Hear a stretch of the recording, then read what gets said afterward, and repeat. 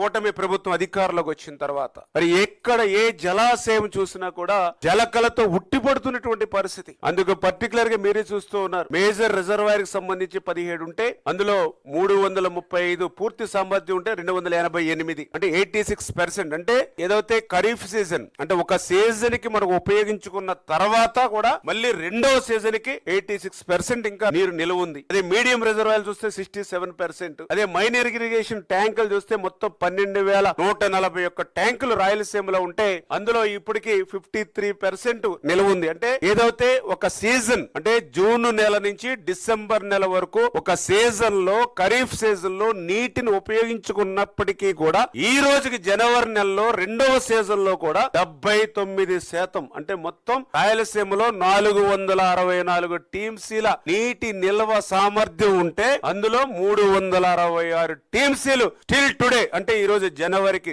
రెండవ క్రాప్ కూడా మరి రెండవ సీజన్ లో కూడా 79% ఈ రోజు రాయలసీమలో నీరు నిల్వ ఉంది అని అంటే అది తెలుగుదేశం, జనసేన, బీజేపీ, చంద్రబాబు నాయుడు గారి యొక్క పరిపాలనకి దక్షతకి సంబంధించిన విజయం ఇది. ఈ రోజు రాయలసీమలో ఏ ప్రాంతానికి వెళ్ళినా అక్కడ ఉన్నటువంటి రైతులు చెప్తూ ఉన్నారు, ప్రజలు చెప్తూ ఉన్నారు, ఆ రోజు శ్రీకృష్ణదేవరాయల కాలంలో మా తటాకాలన్నీ కూడా జలకలతో ఉట్టిపడుతూ కలకల్లాడుతూ ఉండేవి. మళ్ళీ ఈ రోజు చంద్రబాబు నాయుడు గారి పరిపాలనలో మళ్ళీ మా యొక్క జలాశయాలన్నీ కూడా కలకల్లాడుతూ కనిపిస్తున్నాయని స్వయంగా రాయలసీమ రైతులు, రాయలసీమ ప్రజలే ఈ రోజు చెప్తున్నటువంటి పరిస్థితి.